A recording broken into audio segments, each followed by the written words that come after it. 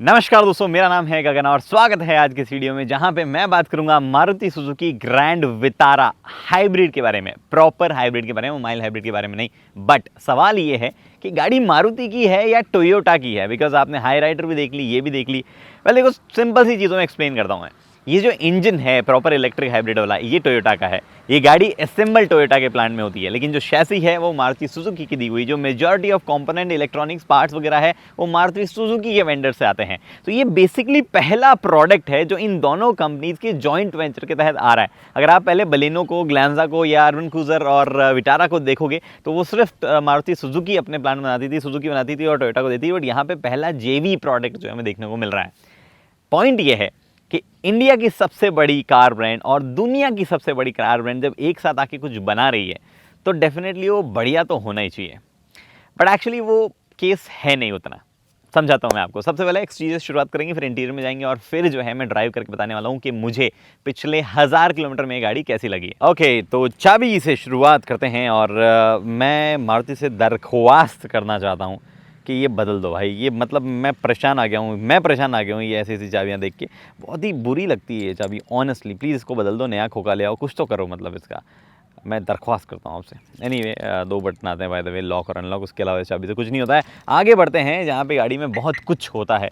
सबसे पहले गाड़ी का जो है फ्रंट फेस ही आपको कैसा लग रहा है ये आप डिसाइड करते हैं। मैं अपना ओपिनियन दूँ तो एक्चुअली गाड़ी काफ़ी इंप्रेसिव लगती है, आगे से रियर से। तो ओवरऑल प्रोपोर्शंस वगैरह काफ़ी अच्छे रखे हैं। इनफैक्ट मुझे हाई राइडर से थोड़ी सी बेटर लगती है इन टर्म्स ऑफ लुकिंग। बाकी आप अपनी जो है चीज़ें बता सकते हैं आपको कैसी क्या लगती है। ऊपर की तरफ आपको यहाँ DRL मिलता है और इन्हीं में जो है इंडिकेटर आपके जो है ये डबल अप होकर इंडिकेटर बन जाते हैं और DRL भी काफ़ी ब्राइट है। नीचे आती है LED लाइट प्रोजेक्टर में बेस्ड और काफ़ी ब्राइट। मैंने मारुति की हेडलाइट्स को जो है डाउट करना छोड़ दिया था जब से मैंने उनकी विटारा ब्रेजा जो आई थी जब फेसलिफ्ट होके, उसमें जब से उनकी हेडलाइट देखी थी LED वाली, बहुत ही ब्राइट, एकदम सही, एक्यूरेट। अगर आप लो बीम पे रखो तो सही गिरती है और काफ़ी ज़बरदस्त जो है वो लाइट्स रहती हैं। एनीवे, यहाँ पे सुजुकी का लोगो है और उसके नीचे एक 360 डिग्री कैमरा जो है वो आपके पास में। यहाँ पे कोई भी फॉग लाइट या ऐसी कोई चीज़ नहीं दी गई है। ग्रिल वगैरह सटल लगती है, इम्पोजिंग लगती है, कोई भी इशू जो है सच उसमें नहीं है। उसके बाद में फ्रंट में पार्किंग सेंसर जो है यहाँ पे नहीं है। साइड में जब आओगे तो आपको टायर साइज़ जो है काफ़ी गंदा हो गया है। मेरे पास कोई ऑप्शन नहीं था, बार बार हर बारिश जो यहाँ पे हो रही थी। 215/60 R17 ये टायर साइज़ है, 17 इंचज़ के व्हील्स है, सटल लगने वाले व्हील्स है, कोई फ्लैशी ऐसी चीज़ नहीं है। बेटर हो सकते थे अगर करना चाहे तो, बाकी ये बुरे किसी भी लिहाज से नहीं लगते मुझे। ये सुजुकी के साथ में रहा है। यूजुअली वो ऐसी चीज़ करते ही नहीं है जो बुरी लगने लग जाए इन टर्म्स ऑफ डिज़ाइन, या बहुत ही ज़्यादा फ्लैशी ऐसा हो जाए कि 1-2 साल रहने वाले डिज़ाइन रखें। वो ऐसे डिज़ाइन रखते हैं कि भैया थोड़ा लंबा चल जाए, टाइप्स वाली डिज़ाइन लंबे टाइम तक अच्छी लगती रहे। इधर आपको रिक्वेस्ट सेंसर मिलता है, इधर आपके पास में जो है रियर में भी सेम टायर साइज़ है। अगर यहाँ पे आप आओगे तो रियर जो है वो उसमें आपके पोलराइज ओपिनियन हो सकते हैं इन टर्म्स ऑफ फोटो में जब आप देख रहे हैं, बट इन पर्सन जब आप देखोगे तो ओवरऑल अच्छे ही लगेंगे। थोड़ा इस जगह पे एक बार की बिजी लगता है, अभी तो गाड़ी उतनी क्लीन नहीं है तो आपको आई डोंट नो मेरा कहा हुआ पॉइंट समझ में आ रहा है नहीं आ रहा, बट फिर भी थोड़ा बिजी उस जगह लगता है। बाकी ओवरऑल जो है मुझे रियर में भी गाड़ी अच्छी लगती है, कोई इशू ऐसा नहीं है। यहाँ पे आपके पास में टेल लाइट आ जाती है, इधर आपके पास में हेलोजन बेस इंडिकेटर और रियर लैम्प जो है वो आपको यहाँ पे मिल जाते हैं। अगर आप इधर आएंगे तो आपके पास में प्रॉपर हाइब्रिड जो है वो यहाँ लिखा हुआ है। अदरवाइज यहाँ पे जो है स्मार्ट हाइब्रिड या SSVS या जो माइल्ड हाइब्रिड वाला जो बैज है वो वाला आपको यहाँ पे मिलता है। वो अलग बैज जो है वो आपको क्लियरली वहाँ पे विजिबल हो जाता है। अब रियर में ही है तो बूट की भी मैं बात कर ही लेता हूँ। बूट में भी एक बटन आता है एक्स्ट्रा। हाँ, ये मैंने दबाया, बूट अनलॉक हो गया। यहाँ पे जो है बाय द वे नहीं बताया तो मारुति के साथ में जो है बूट में एक अलग से बटन आता है अनलॉक करने के लिए, ये वाला। फिर उससे अनलॉक करके फिर ये दबाना होता है आपको, अगर बूट अनलॉक नहीं है ऑलरेडी, मतलब गाड़ी अनलॉक नहीं है ऑलरेडी। तो बूट जो है वो छोटा है ये वाला, क्योंकि प्रॉपर स्ट्रॉन्ग हाइब्रिड है तो उस वजह से 273 लीटर्स का ही है। सो 265 लीटर्स का ही है, वरना 373 लीटर्स का हो जाता है। यहाँ पे थोड़ा सा स्पेस और है जिसमें कुछ चीज़ें, इनफैक्ट यहाँ साइड में भी जो है आप चीज़ें रख सकते हैं। ये देख पा रहे हैं यहाँ पे बड़ा सा होल जो है, होल तो नहीं बोलेंगे, यहाँ पे बड़ा सा कभी स्पेस यहाँ पे है जिसमें यहाँ मैंने अपना क्लीनिंग क्लॉथ रख रखा है। By the way, cleaning cloth पे टेस्टिंग जो है ऑलमोस्ट पूरी हो गई है, लेकिन जिस ब्रांड का क्लीनिंग क्लॉथ है उस ब्रांड ने अभी तक वो क्लॉथ लॉन्च नहीं किया। जब भी होगा मैं आपको बताऊंगा कि कौन सा क्लॉथ है और अच्छा है या कैसा है। अच्छा है, मैं रिकमेंड करूंगा आपको। यहाँ पे 12 वोल्ट का सॉकेट है, ये आपके पास में लाइट है, बूट लैम्प, उसके अलावा यहाँ पे एक हुक है और ऐसी कोई भी चीज़ नहीं है। आपकी जो एसेंशियल चीज़ें हैं, टूल किट वगैरह, वो यहाँ है। और नीचे आपको जो स्पेयर टायर मिलता है, एलॉय नहीं मिलता है, स्टील रिम मिलता है, बट साइज़ जो है वो सेम ही है टायर की, तो वो एक अच्छी चीज़ यहाँ पर हो जाती है। सिंपली ये चीज़ें हैं बाहर की। और अब मैं अंदर चलता हूँ। अगली शार्क फिन एंटीना ऊपर देख सकते हैं आप, और सनरूफ है, उसकी बात अंदर जाके करेंगे। अंदर चलता हूँ मैं, क्या क्या चीज़ें जो है अंदर आपको मिलती है। गाड़ी कर देते हैं चालू, चालू इन द सेंस मतलब इग्निशन ऑन करते हैं। वैसे गाड़ी चालू भी कर लो तो भी आवाज़ तो करती नहीं है, तो मैं पूरी भी चालू कर लूँगा तो कोई इशू नहीं है, थोड़ी थोड़ी हल्की सी ओवरऑल फ्लो ऑफ एयर जो है वो यहाँ पे बना रहेगा। अभी इधर से बात करते हैं कि क्या कुछ चीज़ें कैसी लग रही है। इंटीरियर डिज़ाइन एक बार की देखोगे तो इट्स गुड, कोई भी ऐसा कमी जो है मुझे नहीं निकालनी है। जो कलर कॉम्बिनेशन चूज़ किया गया है वो भी डिसेंट है। हाँ, आप कह सकते हो कि इस प्राइस पॉइंट पे थोड़े बेटर डिज़ाइंस जो है वो सोचे जा सकते थे, बट इट्स गुड। मतलब ओवरऑल कहीं से भी कोई ऑड फीलिंग नहीं आती, कोई क्रिटिसाइज़ करने वाली चीज़ नहीं आती है। यहाँ पे प्लास्टिक जो है आपको हार्ड टच ही मिलता है, प्लास्टिक आपको यहाँ पे भी हार्ड मिलता है, यहाँ पे आपको फिर भी हल्का सा सॉफ्ट टच मिलता है। आई रिमेंबर एस क्रॉस में जो है थोड़ा सा आपको हार्ड प्लास्टिक और सॉफ्ट प्लास्टिक शायद यहाँ दिया जाता था, बट इसमें वो नहीं मिलता है आपके पास में। यहाँ पे इधर टिपिकल मारुति के जो कंट्रोल्स है वही है, ORVM, उसके बाद में लॉक अनलॉक, चाइल्ड लॉक, और यहाँ पे जो है driver one touch up down मिलता है, बाकी सारी पावर विंडोज़ मिलती है। ये लेदर जो है उसका इस्तेमाल यहाँ किया गया है, यहाँ सॉफ्ट इस्तेमाल किया गया, वो एक अच्छी चीज़ के बारे में है। नीचे अगर आप देखेंगे तो 1 लीटर की बॉटल वहाँ पे आ जाएगी, थोड़ा सा स्पेस और वहाँ जाएगा जहाँ पे अगेन एक क्लीनिंग क्लोथ है। इंडिया में बहुत क्लीनिंग क्लोथ की जरूरत पड़ती है, स्पेशली बारिश में। यहाँ पे जो है पावर बटन है जो कि ब्लू में दिया गया है, विच सिग्निफाइज कि भैया आप हाइब्रिड जो है यहाँ पे उसमें बैठे हैं। यहाँ पे जो है HUD के कंट्रोल्स आपको मिलते हैं, और ये जो अगर आप बटन दबाएंगे तो आप शॉर्टकट जो है आपके 360 डिग्री कैमरा का यहाँ पे हो जाएगा। ये हेडलाइट लेवलिंग स्विचेस के अलावा कुछ भी नहीं है, 3 खाली स्विचेस दिए गए, बट ऐसा कुछ भी फीचर नहीं है जो है मिसिंग है। इस टॉप एंड मॉडल है जो आना होता है उसमें आ जाता है। और हाँ, उसके अलावा नीचे अगर आप देखेंगे फ्यूल और बूट अनलॉक करने का सिस्टम, और नीचे पैडल वगैरह में जो है डिसेंट स्पेस आपको वहाँ पे भी मिलता है। बंद मैं कर लेता हूँ और बात कर लेता हूँ अंदर बाकी चीज़ों की कि क्या कुछ लगता है। स्टीयरिंग व्हील जो है कुछ ऐसा दिखता है आपको यहाँ पे, एक बार की वो फील आती है जो होंडा की कार्स में नहीं होती ट्रांसपेरेंट, जो यहाँ से वो रखते हैं।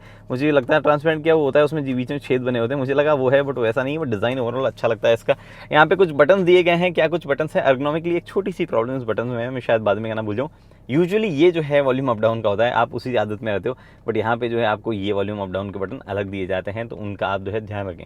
और ये वॉल्यूम अप डाउन के बटन कभी कभी थोड़े से लेट रिएक्ट करते हैं, हर बार तो नहीं, बट कभी कभी ऐसा हुआ है कि लेट रिएक्ट करते हैं। यहाँ पे आपके पास में क्रूज कंट्रोल सारे से जुड़े हुए हैं। ये मोड बटन है, आगे ट्यूनिंग चेंज करनी है आपको, FM स्टेशन वगैरह या गाना वो चेंज कर सकते हैं। नीचे की तरफ कॉल उठाना काटना और वॉइस कमांड देना है तो उसके कंट्रोल जो है वो आपको यहाँ पे मिलते हैं। स्टीयरिंग जो है उसको आप एडजस्ट कर सकते हैं डिसेंट लेवल्स तक, आप टेलीस्कोपिकली और टिल्ट में एडजस्ट कर सकते हैं, तो जो भी आप करना चाहें वो यहाँ से कर सकते हैं। और साथ ही में ये जो कंट्रोल है प्योरली MID ये हाँ MID के कंट्रोल जो है वो यहाँ पे हो जाते हैं। MID में क्या क्या मिलता है, MID भी 2 तरीके की आती है। यहाँ पे प्रॉपर एक बड़ी स्क्रीन जो है आपको ये देखने को मिल रही है, और इसमें क्या क्या जो है ओवरऑल चीज़ें मिलती है उसकी मैं बात करता हूँ। और उससे बात करने से पहले मैं आपको बता दूँ, यहाँ पे जो है आपको ये मिलता है हेडलाइट के कंट्रोल ऑटोमेटिक है सारे के सारे, और इधर रेन सेंसिंग वाइपर के कंट्रोल अगेन आपको ऑटोमेटिक रेन सेंसिंग वाइपर जो है वो यहाँ पे मिलते हैं।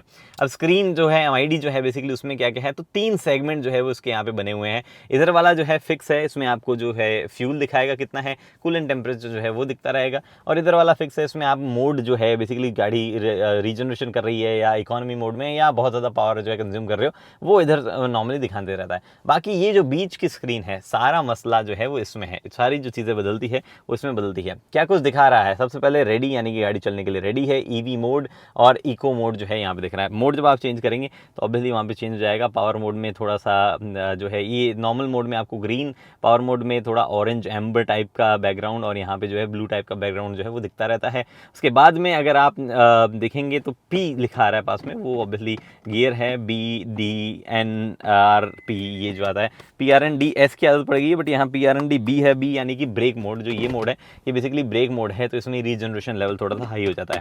उसके बाद में हम जो है MID में बाकी क्या चीज़ें मिलती है उसकी बात करता हूँ मैं।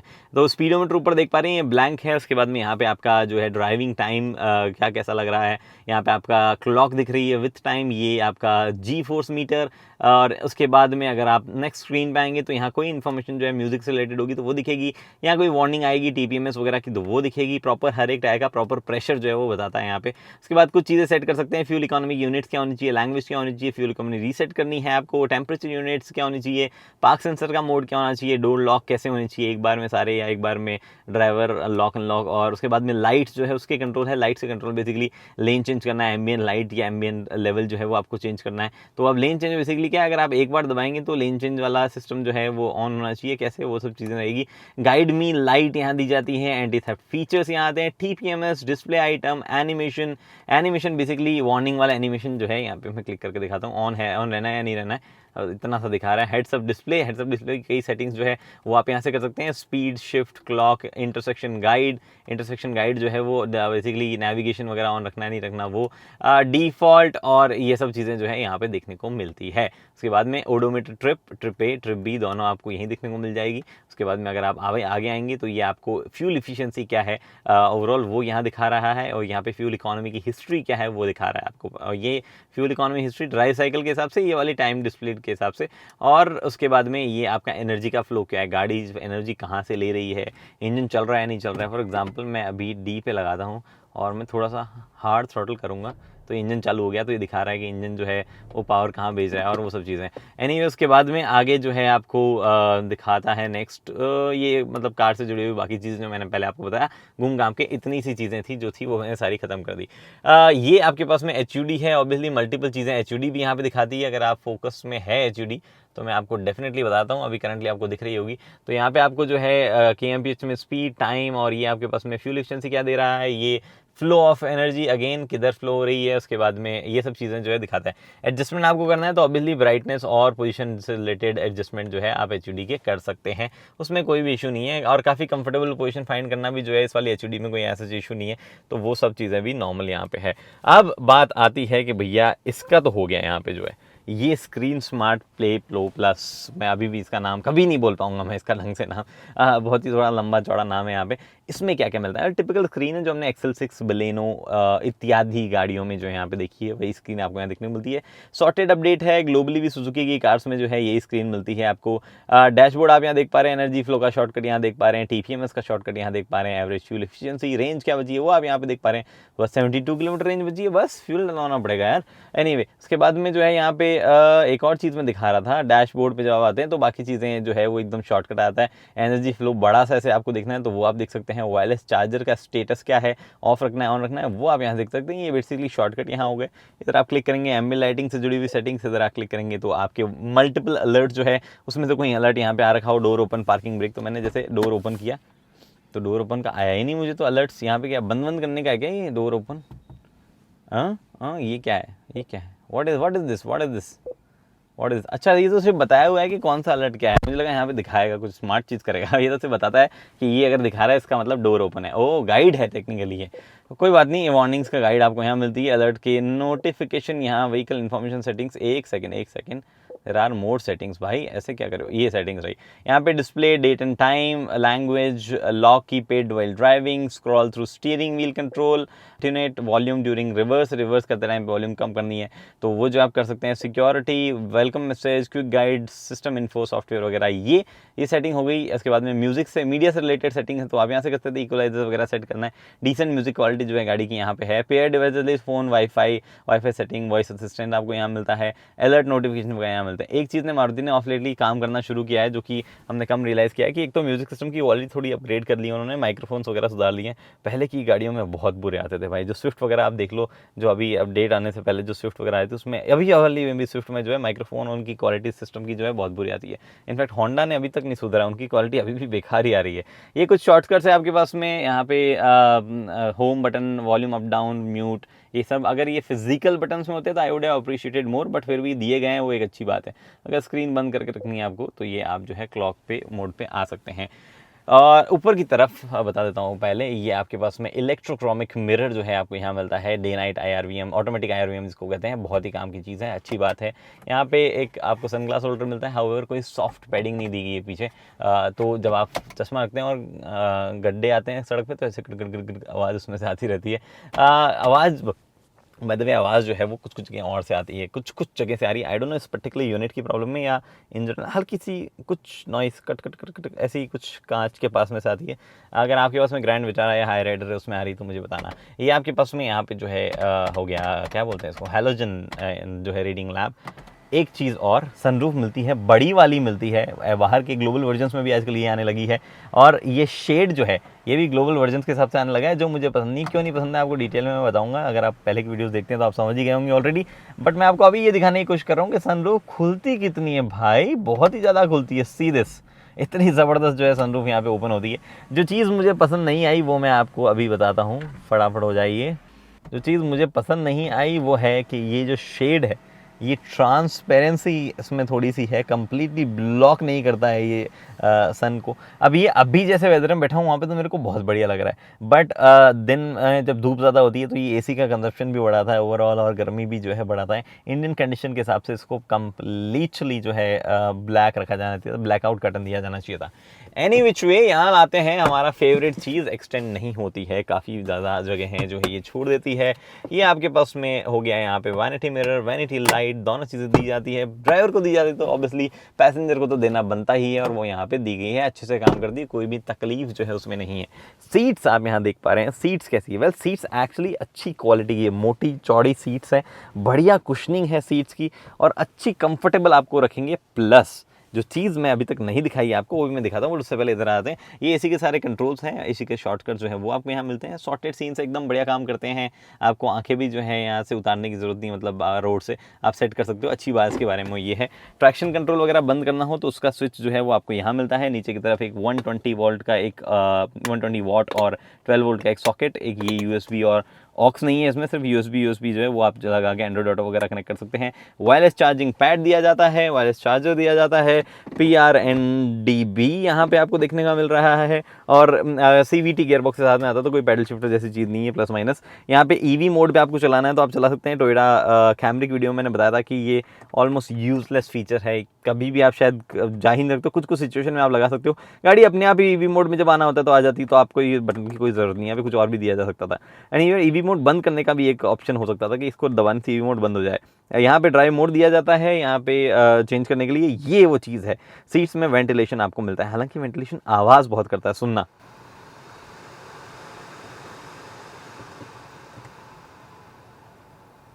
बहुत आवाज़ करता है भाई इसका वेंटिलेशन, तो 1 पे चला लो अभी, ठीक है। मेरे को इसे ज़रूरत नहीं, बंद ही करता हूँ, आवाज़ क्यों करनी खाम का। बट सीट्स जो है ओवरऑल अच्छी है, एड्रेस एडजस्टेबल है, और आपके पास में जो है डिसेंट हाई सपोर्ट भी आपको मिलता है। ये हो गया आपका ग्लव बॉक्स, डिसेंट डीप, कोई भी लाइट या ऐसी चीज़ तो नहीं दिख रही यहाँ पे, बट अच्छा खासा ग्लव बॉक्स है, काम का ग्लव बॉक्स जो है वो ये है। कोई और ऐसा स्टोरेज स्पेस नहीं है गाड़ी में इसके अलावा, कोई ऐसे अलग ग्लव बॉक्स ऐसी कोई चीज़। अब मैं ये वाली सीट अपने हिसाब से एडजस्ट करता हूँ। इस सीट में आपको कोई भी ऐसा वो फंक्शन नहीं मिलता है इलेक्ट्रॉनिक एडजस्टमेंट वगैरह, बट सीट वेंटिलेशन मिलता है, और मुझे वही ज़्यादा लॉजिकल जो है इंडियन कंडीशन के हिसाब से लगता है कि सीट वेंटिलेशन मिल जाना चाहिए। बाकी चीज़ें जो है एज कोई बड़ी इंपॉर्टेंट वाली है नहीं मेरे लिए।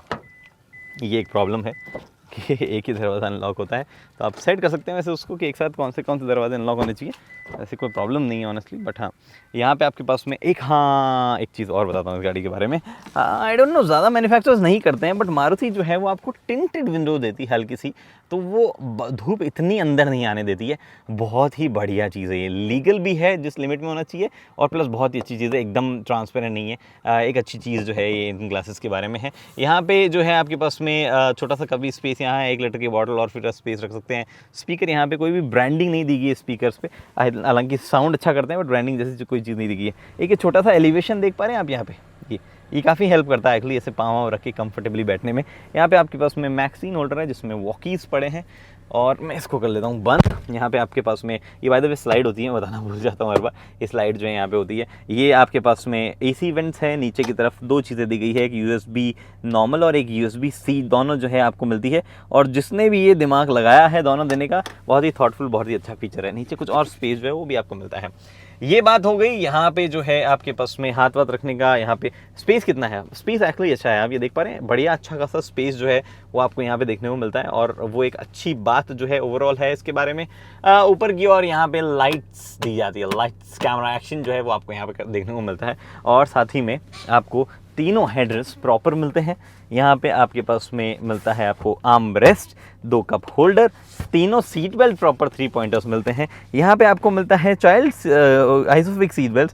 ये गाड़ी ऑलरेडी, ये चैसी जो है अच्छी खासी रेटेड है ग्लोबल एनकैप जैसे प्लेटफॉर्म पे। ये आपको रेक्लाइनर भी मिलता है, आप 2 स्टेप में एडजस्टमेंट जो है इसका कर सकते हैं। तो भैया बेसिकली रियर सीट कंफर्ट और सेफ्टी जो है उनका अच्छा खासा ध्यान जो है रखा गया है। ओह नाइस टच, ये काफ़ी थॉटफुल टच है, छोटा सी चीज़ कि खींचने वीचने में जो आसानी उसके हिसाब से दिया गया है, बहुत ही बढ़िया मारुति। ये चीज़ें यहाँ पे दी जाती है, और बूट जो है मैंने आपको दिखाई दिया है, वक्त है इसको चलाने का। ओके, तो ड्राइवर सीट से बात करते हैं बाकी चीज़ों की। एक चीज़ मैं बताना भूल गया, अगर कभी आप ऐसे हाथ वाथ मारो ऐसे तो एक कॉलम मिलता है, और वो HUD आपकी ऐसे फरफराती है। एनीवे स्मॉल ऑब्जर्वेशन, बट कोई खास मायने नहीं रखता है, तो बता रहा हूँ मैं आपको।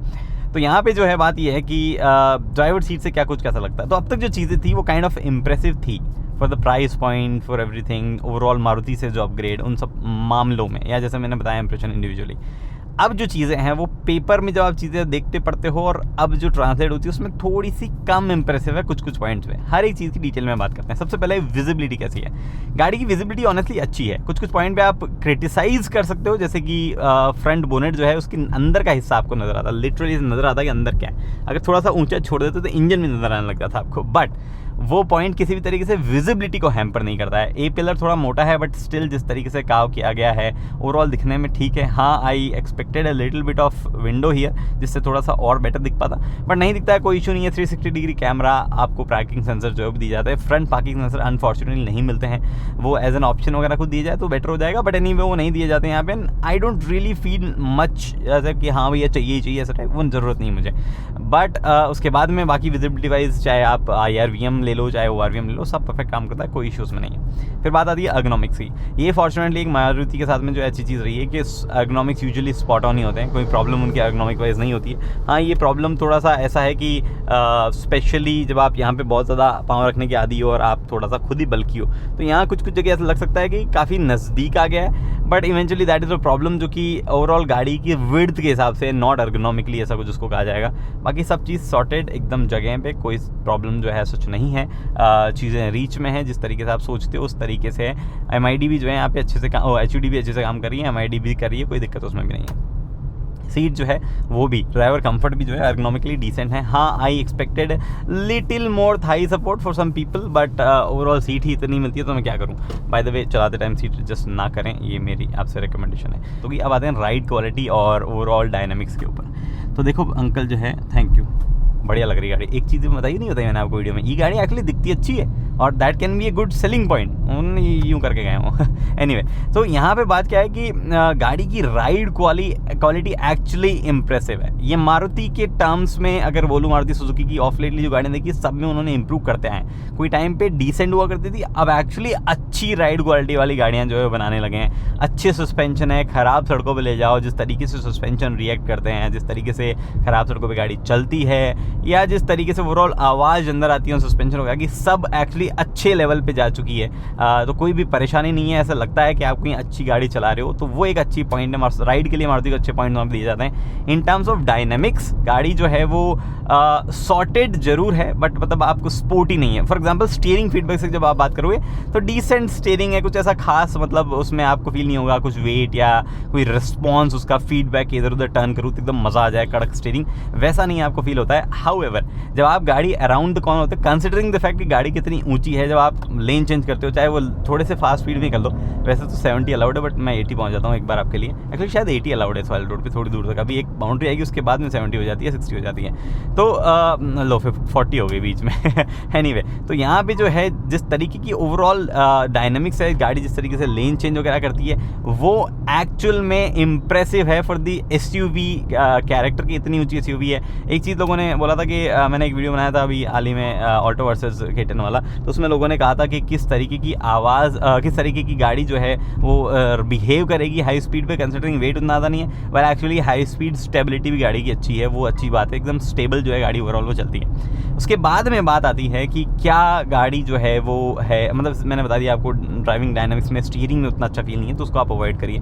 उसके बाद में बात आती है ब्रेकिंग वगैरह कैसी है। एक्चुअली ब्रेकिंग जो है वो भी अच्छी है। फॉर सम रीज़न इस गाड़ी में मड प्लस स्नो टायर दिए गए। आई बिलीव वो सिर्फ ऑल व्हील ड्राइव में देने का लॉजिक था। इस वाली गाड़ी में प्रॉपर कोई हाईवे टेरेन टायर्स के भी साथ में जाया जा सकता था, but anyway apart from tyres overall braking वगैरह जो है वो डिसेंट है, एक्सपेक्टेड है। ऐसे कोई बहुत ही बढ़िया तो नहीं कहूँगा मैं, लेकिन मारुति के स्टैंडर्ड से और ओवरऑल गाड़ी का जो वेट है उसको रोकने के हिसाब से एक्चुअली अच्छा है जो हमने अब तक देखा है। कोई भी उसमें नुक्ताचीनी करने जैसी बात जो है मुझे नहीं लगी है। गाड़ी ब्रेक करते टाइम भी जो है काफ़ी अच्छे से बिहेव करती है। बाय द वे, डायनामिक्स अगर आपको थोड़े से और बेटर चाहिए, बट चाहिए ग्रैंड वितारा ही, तो आप ऑल व्हील ड्राइव ट्राई करना, उसके डायनामिक्स आई एम श्योर ज़्यादा बेटर होंगे। मैंने अभी तक चलाया नहीं है वो। फिर उसके बाद में आता है इंजन और गियर बॉक्स की बात। अब यहाँ पे थोड़ा सा डिसअपॉइंटमेंट शुरू होता है। हाइब्रिड है, टोयोटा का डेवलप इंजन है, 1.5 एटकिंसन साइकिल्स पे चलने वाला। बाय द वे, ट्रिविया आपको बताता हूँ, जो 1.5 4 सिलेंडर आता है, टेक्निकली सीसी में काउंट करोगे क्यूबिक कैपेसिटी में, तो ये इंजन बड़ा है। जी हाँ, ये इंजन थोड़ा सा बड़ा है। आई थिंक कुछ 30 सीसी समथिंग बड़ा होगा, बट ये पावर उतनी नहीं देता क्योंकि उसको पावर के हिसाब से बनाया नहीं गया। बेसिक सेटअप जो है हाइब्रिड का मैं आपको डीपली एक्सप्लेन नहीं करूँगा, बट आप यहाँ पे ये समझ लो कि ये होंडा सिटी हाइब्रिड जैसे काम नहीं करता है। अनलाइक होंडा सिटी हाइब्रिड जहाँ पे इंजन सिर्फ एक ही बार कनेक्ट होता है व्हील से एक सर्टन स्पीड पे, यहाँ पे इंजन जो है हमेशा व्हील से कनेक्ट होकर काम कर सकता है, अनलेस मोटर जो है वो स्टैंड अलोन आ जाए और इंजन जो है बंद हो जाए। तो यहाँ पे इंजन का रोल थोड़ा ज़्यादा है होंडा सिटी हाइब्रिड के मुकाबले, तो इंजन का रोल यहाँ थोड़ा ज़्यादा है। तो जब आप बात करते हैं कि कैसा फील है, तो वो इंजन जो है वो लगातार कुछ अपने फील घुसाता रहता है ड्राइविंग में। सबसे पहले इंजन वगैरह का बिहेवियर कैसा है, 116 bhp, 116 bhp और 141 Nm का कंबाइंड टॉर्क है इंजन और मोटर का मिला के, ठीक है। अलग अलग बात करूँगा आप कंफ्यूज हो जाओगे, रियल वर्ल्ड में कैसा सिस्टम फील होता है वो मैं आपको बताता हूँ। तो वो कंबाइंड टॉर्क आपको मिलता है right from the stand still. एक बार मैं गाड़ी रोक लेता हूँ, इनफैक्ट आपको उसी तरीके से उस फील में ही बताता हूँ कि क्या कैसा फील होता है। तो पहले तो जब आप गाड़ी रोकने पे आते हैं तो गाड़ी अपने आप ईवी मोड में आती है, या अगर आप बी में हो तो गाड़ी हैवीली ब्रेक करती है और इंजन से जो है मैकेनिकली जो है बैटरी को रिचार्ज करती रहती है। यहाँ पे बैटरी हमारी अभी 2 बार दिखा रही है। एनीवे, हमने यहाँ पे गाड़ी रोक ली है। अब जब आप चलना शुरू करते हो तो आप जैसे ही थ्रॉटल, पहली बात तो गाड़ी इंजन इग्निशन ऑन करोगे तो आपको ये सब जो जलते हैं विचित्र तरीके की चीज़ें उसी से पता चलता है, और वो रेडी लिखाता है, उसी से तरीके से पता चलता है कि आपकी गाड़ी जाने को रेडी है। कोई आवाज़ नहीं है, साइलेंटली गाड़ी स्टार्ट होती है। एक सर्टन स्पीड के बाद में इंजन किक इन होता है और वो जो है असिस्ट करने लग जाता है, वो चलाने लग जाता है। अब तक कोई प्रॉब्लम नहीं है। इंजन की आवाज़ हाउएवर अंदर आती है, आपको फील होता है कि इंजन चल रहा है, कब चल रहा है। इनफैक्ट आप जब टैप थोड़ा सा ज़्यादा कर दोगे, जैसे मैंने सुन रहे हो आवाज़ इंजन की, वो अंदर आती रहती है। बाय द वे अभी मैं इको मोड में हूँ, अगर आप ड्राइव मोड चेंज करके पावर मोड में भी जाओगे तो भी गाड़ी उतनी ज़्यादा ब्रूटल नहीं है, काफ़ी ज़्यादा फ्रूगल है। चाहती है कि बस मैं फ्यूल एफिशिएंसी निकालती रहूँ और उसी तरीके से बिहेव वहाँ पे गाड़ी करती रहती है। प्रॉब्लम स्टार्ट्स जब आपका इंजन कनेक्टेड है व्हील से लगातार, तो उसको थोड़ा सा और बेटर ट्यून किया जाना चाहिए था। यहाँ पे इंजन क्या करता है, वो आपको कुछ पॉइंट पे हल्का हल्का, जैसे मैं आप ब्रेक कर रहा हूँ, ठीक है। अभी तो चलो हाईवेज़ पे तो मिमिक करना थोड़ा मुश्किल होता है, बट अगर मैं सिटी में होता तो इंजन जो ऐसे फील होता है स्टॉल हो रहा है, फिर एकदम अलाइव हो जाता है। तो ऐसा फील होता है कि स्टॉल टाइप सिचुएशन में जो इंजन जा रहा है, होगा नहीं स्टॉल कभी भी, ऐसा कुछ होगा नहीं, बट वो फील ओवरऑल जो है वो हल्का सा रिफाइनमेंट उस इंजन में बाकी रह जाता है, विच इज़ समथिंग जो कि आज तक टोयोटा और मारुति सुजुकी के इंजन से नहीं देखा गया। इनफैक्ट जो मारुति सुजुकी का 1.5 आता है, जो ग्रैंड वितारा के बाकी लोअर मॉडल्स में आता है, माइल्ड हाइब्रिड जिसकी हम बात करते हैं, जिसको हम बोलते हैं, और मारुति जिसको स्मार्ट हाइब्रिड बोलता है, वो इंजन इतना स्मार्ट है कि अगर आप एज लो एज 600 RPM चले जाओ तो भी उस जडर नहीं आता है, वो एकदम वो नहीं आता है। बट यहाँ पे वो जो हल्का फुल्का फील होता है, प्रोबेबली बिकॉज ऑफ 3 सिलेंडर, या because the way it has been tuned, या बिकॉज वो जिस जो बोलते हैं ना जो यूनिट है जिसमें मैकेनिकल पावर और इलेक्ट्रिक मोटर की पावर जो है वो आके मिलती है, जहाँ पे कंबाइन होती है, वहाँ उसका वेट या what ever be the reason, उसकी वजह से थोड़ा सा वो वहाँ फील होता है। थोड़ा सा और बेहतरीन फाइन ट्यून जो है मारुति या टोयोटा को उसको जो है करने की ज़रूरत थी। आई बिलीव वो एक कमी वहाँ पे बाकी रह गई। फिर दूसरी कमी जो बाकी रह गई वो आ गई फ्यूल एफिशिएंसी वाली। देखो, फ्यूल एफिशिएंसी गाड़ी की अच्छी है और कोई भी पेट्रोल कार आपको ये फ्यूल एफिशिएंसी नहीं डिलीवर करती है इस सेगमेंट में, ये मैं लिख के दे देता हूँ मैं आपको। इस सेगमेंट की मैं बात कर रहा हूँ। हाउएवर होंडा सिटी हाइब्रिड एक वो कार है जो कि एक्चुअली इससे ज़्यादा फ्यूल एफिशिएंसी आपको दे देगी, and that is even more refined to drive, and that is even more fun to drive. वो कैसे किया उन्होंने, उसकी बात कभी अलग कंपैरिजन में आपको करवाना तो अलग से मैं कंपैरिजन कर दूंगा। उसके अपने यूज़ केसेस है, सेडान है तो कई जगह लिमिटेशन उसकी आती है जो इसमें साथ में नहीं आती है, ये वहाँ पे जो है जीत जाती है। प्लस 210 mm की ग्राउंड क्लियरेंस काफ़ी अच्छी चीज़ के साथ में इसके फेवर में काम करती है। तो यहाँ पे जो है मुझे लगता है कि ओवरऑल पावर की जो फील है, फ्यूल एफिशिएंसी की बात है, वो थोड़ा सा होंडा सिटी ज़रूर बेटर दे पाती है। बट स्टिल आप कैसे भी चला लो, अनलेस आप मतलब ऐसे चढ़े हुए रहते हो एक्सीलरेटर पैडल पे एकदम, मतलब क्या ही बताऊँ मैं आपको, ऐसे पागल ही हो रखे होते कि मेरे को तो जैसे इसमें से 2 लीटर वाली या 1.5 टर्बो चार्ज, 1.4 टर्बो चार्ज वाली पावर निकालनी है, उस तरीके से अगर आप बताना चाहते हो, या आप ये बताना चाहते हो मेरी गाड़ी बड़ी और पावरफुल भी है, तो भैया आप फ्यूल एफिशिएंसी नहीं निकालोगे। बट रेगुलर यूज़ केसेस में 2 से 3 लोग अगर बैठे हैं और आप हाईवे पे डिसेंट स्पीड, अलाउड स्पीड 100-110 करना चाहते हो, 90 पे रेगुलरली चलती हो, this will give you 20 kmpl plus. 20 से ऊपर माइलेज जाएगा, 21 से 22 ये आमतौर पे रहेगा। मैं बात कर रहा हूँ हाईवे प्लस सिटी थोड़ा बहुत मिला के। सिर्फ सिटी में चलाते हो तो ये फ्यूल एफिशिएंसी एक्चुअल में थोड़ा सा ऊपर रहेगा। जी हाँ, ये फ्यूल एफिशिएंसी थोड़ा सा ऊपर यहाँ पे जो आपके पास में रहेगा। बट अगर आप थोड़ा सा रेगुलर हाईवे पे चलते हो तो it will again come around 20, जो कि एक्चुअली एक बहुत अच्छी बात है। आई थिंक फेवर में जाती है fuel efficiency, but it could have been a little better. I don't know how, probably battery का साइज थोड़ा सा बड़ा करके, उसका यूज केस थोड़ा सा और ज़्यादा बढ़ा के। सी द फैक्ट इज कि मारुति सुजुकी बैटरी को या टोयोटा बैटरी को उतना भी मतलब कॉम्पैक्टली पैक नहीं कर पाई है उन्होंने, बूट में उसको रखा है रादर देन सीट के नीचे। तो वो थोड़ा सा और बेहतर डेफिनेटली किया जा सकता था।